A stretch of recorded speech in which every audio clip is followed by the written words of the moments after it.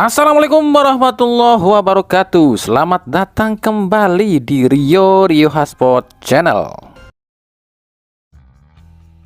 Belakangan ini banyak publik sepak bola kita yang merasa heran dengan performa tim asal Tangerang Dewa United. Mungkin bagi yang belum terlalu paham ya sepak bola Indonesia pasti akan bertanya seperti ini. Kenapa Dewa United kok bisa sesuperior seperti sekarang ya? Tapi bagi kami ini sama sekali nggak mengejutkan loh ya.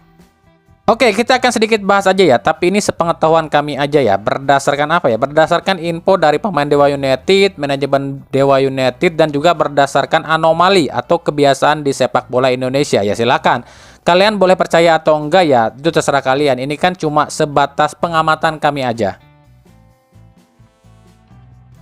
Yang pertama, kalau dibilang faktor kedalaman skuad, kami pikir nggak juga sih. Sebab faktanya ya, Dewa United ini tuh pemain inti dan cadangannya itu jomplang sih. Bahkan Dewa United itu cuma punya 2 striker loh, Alex Martin dan juga Septian Bagaskara. Tapi, faktor apa yang membuat Dewa United bisa sesuperior ini? Tentu saja faktor pertama adalah faktor uang. Ya, faktor uang ini adalah faktor utama kestabilan sebuah tim. Sebab kami pernah bilang, pemain akan tampil all out kalau kewajibannya terpenuhi atau hidupnya sejahtera.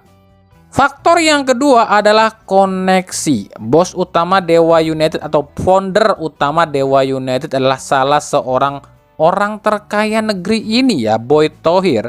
Dewa United pun punya 2 wakil di LIB, yakni Adrian Satyanegara juga M. Lutfi serta Asep Saputra. Jangan lupa juga Menpora Dito Aryo Tejo adalah salah satu pemegang saham Dewa United. Yang ketiga, karena tak adanya tekanan dan tuntutan. Dewa United yang notabene tim baru otomatis belum memiliki banyak pendukung atau fans ya. Nah, pendukung inilah yang jadi salah satu plus minusnya sebuah klub loh. Di satu sisi, banyaknya fans atau pendukung klub ini akan jadi keuntungan bagi klub, terutama soal penjualan tiket dan penjualan merchandise. Tapi di sisi lain, terlalu banyaknya fans atau pendukung atau supporter ini bisa menjadi faktor tekanan bagi para pemain. Contoh, seperti klub-klub Persebaya, Persib, Arema, dan Persija yang banyak memiliki supporter fanatik. 4 supporter ini kan selalu gondok-gondokan nih, ejek-ejekan, panas-panasan. Nah, ketika tim lawan atau kelompok supporter lain ngejek klubnya atau ngejek supporternya, otomatis yang jadi pelampiasan siapa? Ya otomatis supporter itu akan melampiaskannya ke pemain. Pemain dituntut inilah, pemain dituntut itulah sama supporter. Nah, inilah yang membuat pemain itu kadang tertekan dalam sebuah pertandingan. Betul dong? Karena faktanya, silakan tanya sama para pemain yang masih aktif ya, ataupun yang udah atau mantan pemain, bagaimana sih mereka ketika terlalu banyak pendukung itu seperti ada tekanan dalam dirinya. Bahkan mental pemain pun ini sangat diuji ketika memiliki atau bermain di sebuah klub yang basis supporternya terlalu fanatik. Mereka itu akan ada rasa ketakutan. Ketika timnya kalah, mereka akan berhadapan dengan supporternya. Inilah yang membuat tim-tim besar ini seperti Arema, Persebaya, Persib, dan Persija ini kadang seperti roller coaster, tergantung mental pemainnya. Sekarang bandingkan dengan Dewa United yang supporternya sedikit. Mereka kalah menang ya anteng aja, toh nggak ada hujatan dari supporternya. Inilah yang membuat para pemain Dewa United ini seolah nyaman banget dalam bermain. Bahkan menurut Adrian Satyanegara, para pemain Dewa United itu lebih suka kalau main away. Sebab kalau away itu pendukung tim tuan rumah pasti akan menekan para pemain mereka sendiri. Inilah momen di mana mereka akan menusuk nih kegundahan mental para pemain tim tuan rumah dengan permainan yang lepas gitu loh.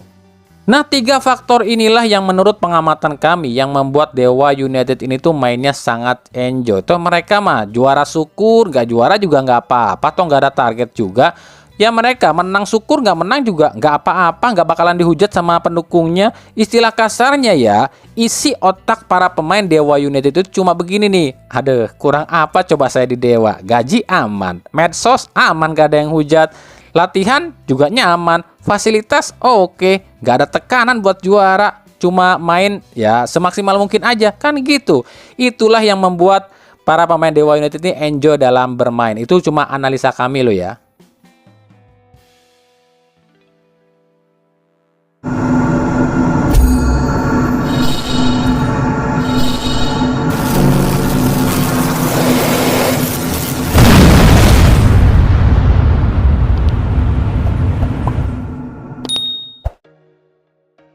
Oke, ini masih banyak yang ternyata belum paham ya soal aturan tendangan penalti. Ini berkaitan dengan golnya Eber Besa yang dicetak ke gawang mantan klubnya, yakni Bali United. Di sini Eber Besa menendang bola rebound dari tepisan Adilson Maringa. Ini banyak banget yang tanya kemarin, Bang, emang itu sah ya? Bukannya penendang penalti nggak boleh ambil bola rebound?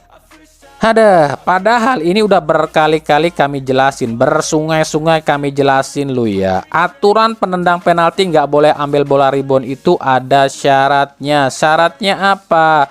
Penendang penalti nggak boleh ambil bola rebound itu kalau bola itu cuma mengenai mistar, cuma mengenai tiang gawang. Jadi dalam aturan FIFA yang lama tertulis seperti ini, penendang tidak boleh memainkan bola lagi sampai bola menyentuh pemain lawan. Yang artinya penendang penalti nggak boleh nendang lagi bola yang rebound kalau nggak kena pemain lawan. Ya kalau ditepis itu kan kena pemain lawan, jadi masih sah alias masih boleh, kecuali aturan baru dari Pierluigi Collina soal tendangan penalti udah disahkan, baru itu nggak boleh. Paham ya? Jadi kalau sekarang masih ada kejadian seperti ini, bola tepisan kiper diambil lagi sama penendang, itu masih sah, kecuali tendangan Eber itu menyentuh tiang, nggak kena Maringa, itu baru nggak boleh diambil lagi sama Eber Besa. Paham ya?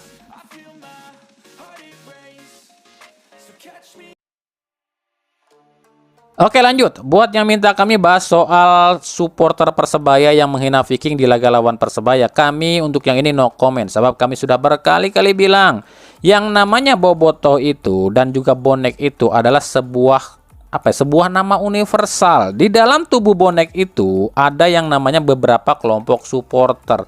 Jadi bonek itu bukan sebuah bukan sebuah perkumpulan ataupun kelompok supporter, tapi bonek itu nama pendukung dari Persebaya, itu semuanya bonek dan gak ada pentolannya, gak ada pemimpinnya. Begitu juga dengan Bobotoh. Bobotoh itu adalah pendukung Persib di seluruh dunia, dan di dalam Bobotoh itu pun ada yang namanya beberapa kelompok supporter. Dan kalau kami nggak salah, di kejadian ini yang melakukan aksi ini adalah salah satu kelompok supporter dari bonek, namanya kalau nggak salah Green North ya. Dan mereka ini menghina salah satu kelompok supporter dari Persib yang namanya Viking. Jadi ini perseteruan antara salah satu kelompok supporter dengan salah satu kelompok supporter lain, bukan antara bonek dengan Bobotoh. Itu yang kenapa kami nggak berkomentar.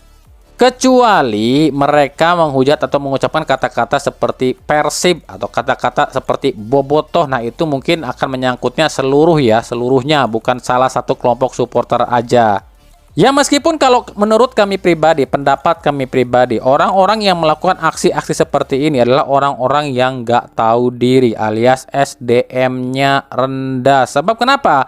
Sebelum kalian ada, sebelum kelompok supporter kalian itu lahir, yang ada itu cuma bonek dan Bobotoh. Dan bonek dan Bobotoh itu sampai sekarang masih akur. Cuma kalianlah yang ngacak-ngacak. Kelompok supporter yang baru lahir inilah yang ngacak-ngacak, yang menjadikan permusuhan. Bukan masalah bonek dan Bobotohnya lo ya.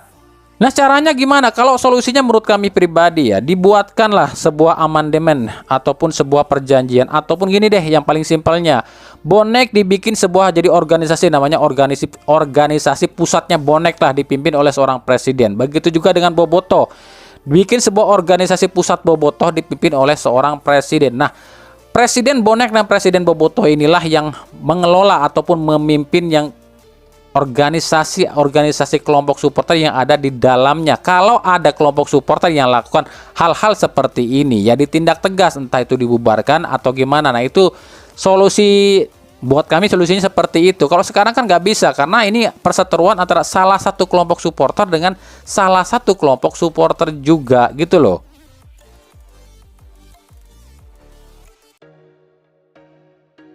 Oke lanjut ya, dari Madura United. Usai 5 laga tak terkalahkan, Madura akhirnya alami kekalahan perdana setelah ditangani oleh Alfredo Vera ketika kalah 1-3 dari PSM Makassar. Gini loh, maaf ya Bu Anissa, kami ini bukan si pahit lidah loh, bukan juga kami ini nyumpahin loh. Kami ini bukan peramal, apalagi dukun. Ada Mbah Dukun. Kami ini cuma analis yang mengamati anomali atau kebiasaan di Liga Indonesia. Tabu loh di liga ini, yang namanya di liga ya. Kalau liga belum kelar, udah ada ucapan atau kata-kata hal yang seperti unggahan seperti ini. Ya meskipun kata-kata atau ucapan itu bagus maksudnya buat penyemangat, tapi jangan lupa di liga ini kita masih kental dengan yang namanya istilahnya pamali. Kalau kata orang Jawa itu ora elo kalau bikin ucapan ketika liga belum kelar. Sekarang lihat sendiri kan, instan banget loh hasilnya. Langsung turun loh Madura ke posisi 17 klasemen. Hade, ya moga-moga aja ini cuma sebatas analisa kami loh ya.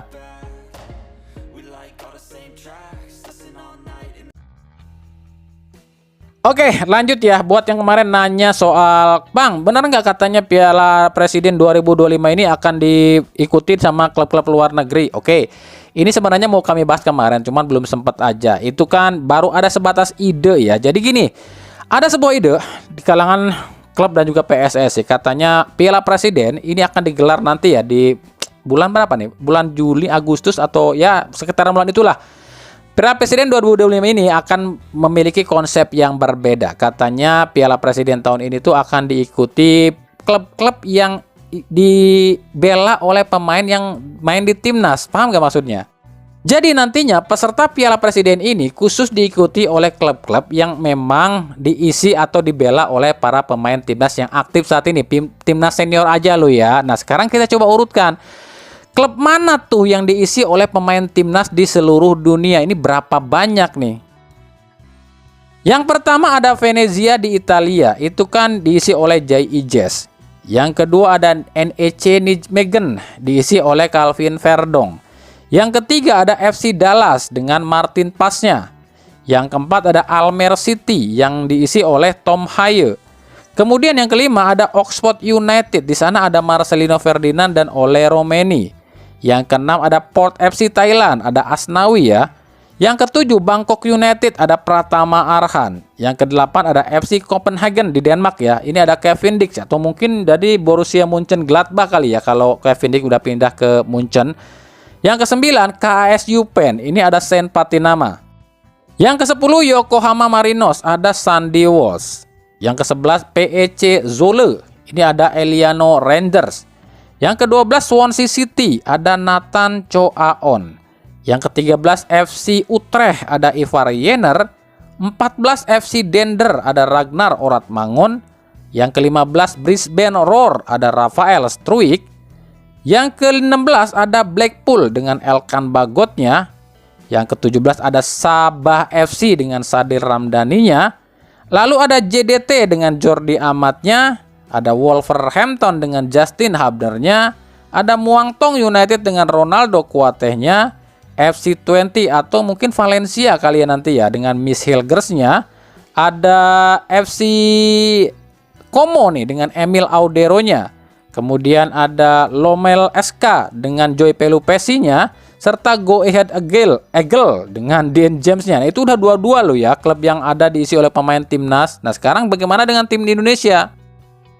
Ada Borneo FC dengan Nadeo, Persebaya Hernando Ari, Persija Rizky Ridho dan Ferrari, Arema Arkan Fikri, Persib Kakang dan Robi, Bali United Kadek Arel, Persis Solo Ramadan Sananta, PSS Sleman Hoki Caraka, Malut United Duo Sayuri dan Wahyu Pras, ada PSIS Semarang dengan Dewangga dan juga Adi Satrio, dan Dewa United dengan Egy Maulana Fikri dan Ricky Kambuaya. Itu totalnya udah 33 klub lu ya. Jadi kami juga masih bingung nih. Ini kami tegaskan masih sebatas rencana dan rumor aja lo ya.